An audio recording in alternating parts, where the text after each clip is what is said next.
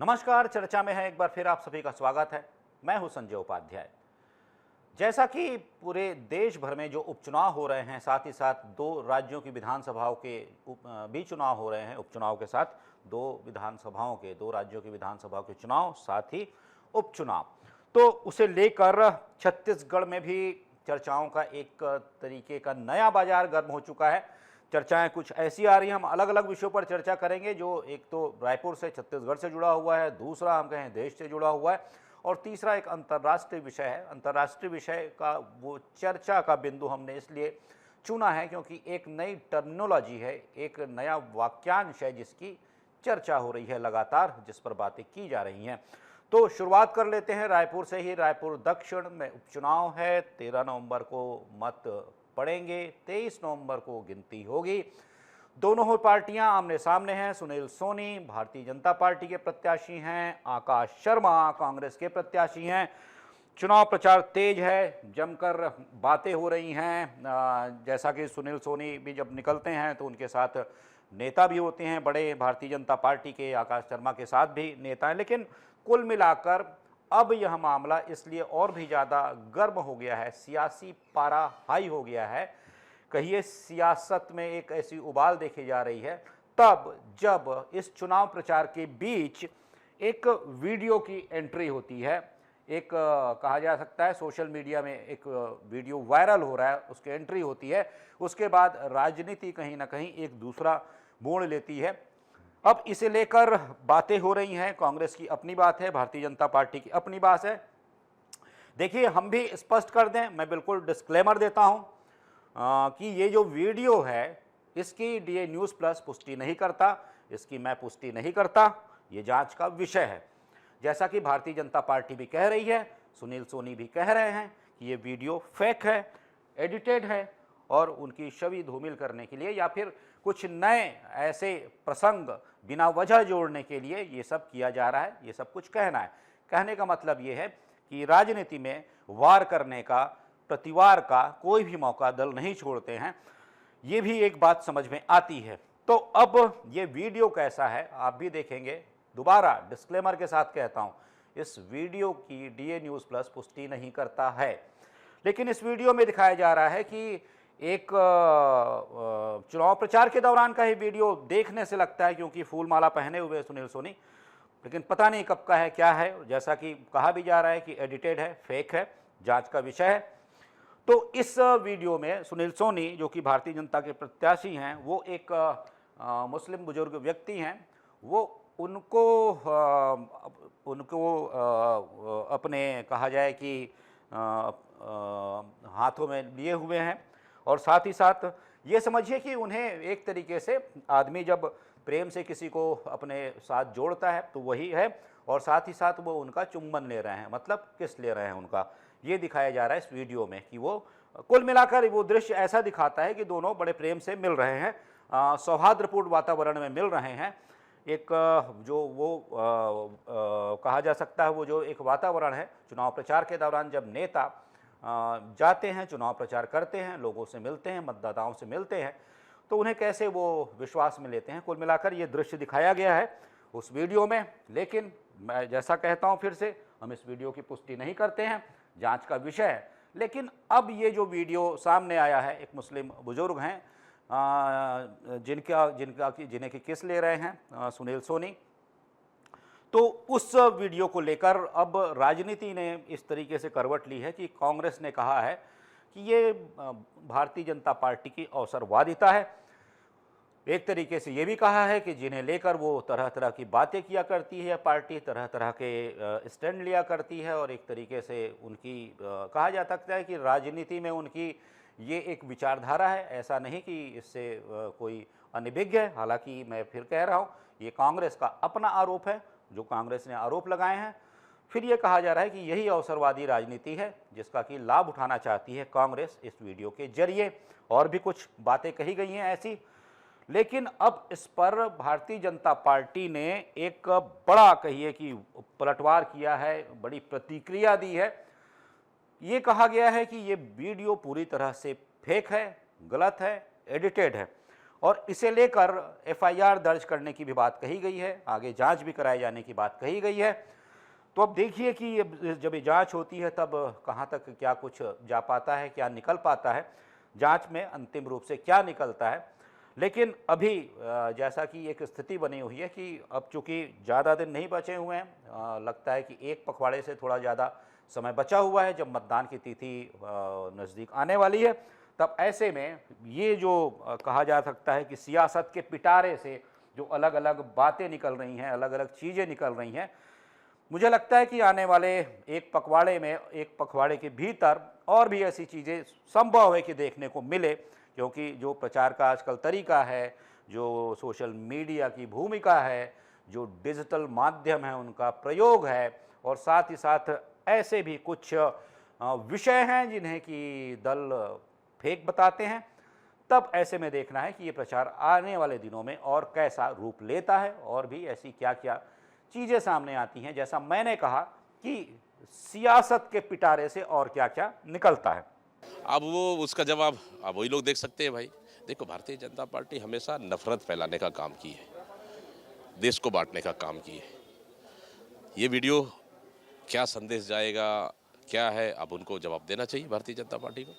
लेकिन मतदाता समझ रहे हैं, दक्षिण विधानसभा के मतदाताओं ने मन बना लिया, इस समय परिवर्तन करना है, बदलना है।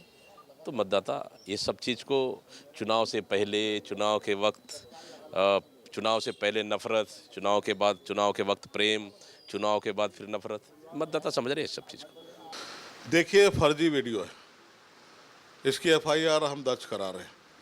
ठीक आज से 1 साल पहले आज ही के दिन जो है, बैजनाथपारा में बृजमोहन जी के साथ में दुर्व्यवहार करके, ये जो है सबसे बड़ा त्यौहार है हमारा दिवाली, उसमें शहर की फिजा का समाप्त हो, अशांति फैले, इस बात का सफल प्रयास किया था।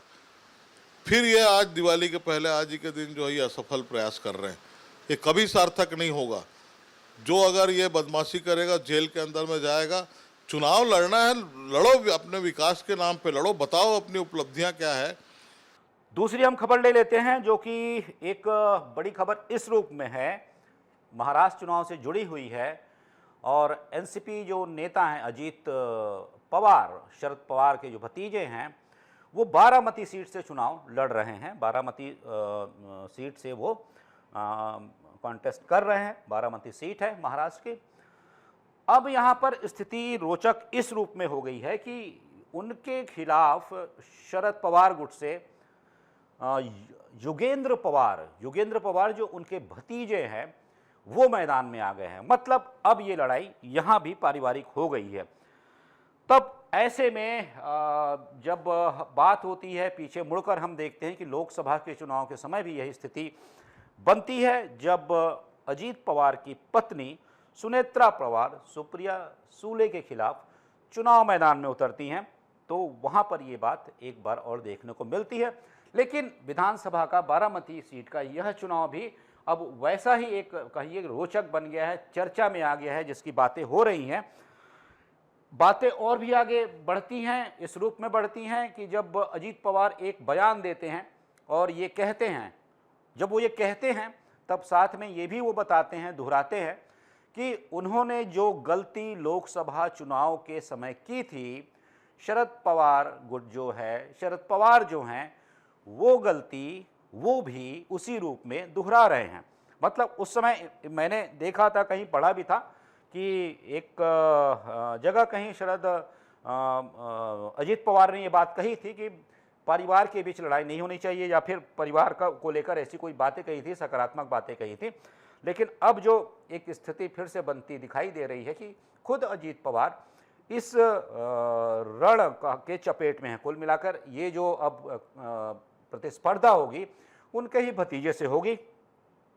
इस पे उन्होंने, जो मैंने कहा, बयान दिया है कि जो गलती मैंने की थी लोकसभा चुनाव के समय, शरद पवार यही गलती दोबारा दोहरा रहे हैं, शरद पवार यही गलती कर रहे हैं फिर से जो मैंने की थी। साथ ही उन्होंने आगे ये भी कहा कि अब बारामती की जनता इसका फैसला करेगी, इस पर निर्णय लेगी कि किसे जिताना है। हालांकि वो जीत के प्रति आश्वस्त रहे और कहा कि वो बड़ी मतों से जीतेंगे, लेकिन फिर भी कहा कि जनता के ऊपर है निर्णय क्या लेती है जनता। लेकिन शरद पवार ने तो गलती कर दी, ये विषय है। और इस विषय पर ऐसे बयान के कारण ये पूरा मामला चर्चा में है। तीसरी एक बड़ी खबर है, अंतर्राष्ट्रीय खबर है, लेकिन ये खबर इसलिए चर्चा में है क्योंकि एक टर्मिनोलॉजी है जो कि काफ़ी हम देख रहे हैं वायरल हो रही है, कई डोमेन में है, और इस पर विशेषज्ञ अब चर्चा कर रहे हैं। मतलब ये एक ऐसा वाक्यांश है कि ये टर्मिनोलॉजी एक ऐसी है जिसमें युद्ध की एक शैली, युद्ध की एक रणनीति, युद्ध का एक कूटनीतिक पहलू, जो भी ऐसे अलग आयाम हैं, उससे जोड़कर देखा जाता है। और ये कहा जा रहा है कि युद्ध का ये भी एक तरीका होता है। कुछ मायनों में जब आपको कुछ और दिखाना हो, सीधा संघर्ष या भीषण संघर्ष आपकी मंशा ना हो, तब कुछ प्रकार का ऐसा युद्ध होता है। इसे नाम दिया गया है प्रिवेंटिव वॉर। प्रिवेंटिव वॉर मतलब ये टर्मिनोलॉजी तब आई जब 1 अक्टूबर को इजराइल पर हुए हमले के जवाब में इजराइल ने शनिवार 26 अक्टूबर को ईरान पर हमला किया, बड़ा हमला किया। सैन्य ठिकानों को अपना निशाना बनाया, सैन्य ठिकानों को नुकसान भी पहुंचाया। लेकिन इस हमले में, हमला बड़ा था, लेकिन इस हमले में एक बात का पूरा ध्यान रखा गया जिसमें कि जो नागरिकों से जुड़े हुए जो स्थान हैं, संस्थान हैं, उन्हें निशाने में नहीं लिया गया। जो न्यूक्लियर सेंटर्स हैं उन्हें निशाने में नहीं लिया गया, जो परमाणु ठिकाने हैं। साथ ही साथ पावर ग्रिड वाला जो सिस्टम है, पावर ग्रिड को भी निशाने में नहीं लिया गया। मतलब बहुत सोच समझकर, सोची समझी रणनीति के तहत, युद्ध की एक शैली के तहत ये पूरा हमला किया गया। हमले के बाद विशेषज्ञ जब बात कर रहे थे तब इसे प्रिवेंटिव वॉर कहा गया। प्रिवेंटिव वॉर का मतलब समझिए, एक देश जिस पर किसी देश के द्वारा हमला किया जाता है और उस हमले के जवाब में जब वह देश उस देश पर हमला करता है, तब इसे प्रिवेंटिव वॉर की श्रेणी में रखा जाता है। प्रिवेंटिव वॉर की श्रेणी में जब रखा जाता है, तब इसमें जो हमलावर देश होते हैं, जो या फिर कहे कि जो जवाबी हमला करने वाला देश होता है, वो पहले हमले के कुछ ना कुछ उसके अनुसार ये हमला करता है। लेकिन ये हमला जो होता है, प्रिवेंटिव वॉर जो है, प्रिवेंटिव वॉर के तहत किया गया हमला होता है, वो सोची समझी रणनीति के तहत होता है, सूझबूझ के साथ होता है कि कोई भीषण नरसंहार ना हो, कोई भीषण युद्ध की स्थिति ना बने, बल्कि अपनी धमक उस देश को बताना, एक बड़ा संदेश उस देश को देना जिसने पहले हमला किया था, ताकि आने वाले दिनों में युद्ध की कोई ऐसी भयावह स्थिति तो ना बने, लेकिन वह देश जिस पर हमला हुआ था वह अपना संदेश प्रभावी ढंग से उस देश को दे सके जो हमलावर था।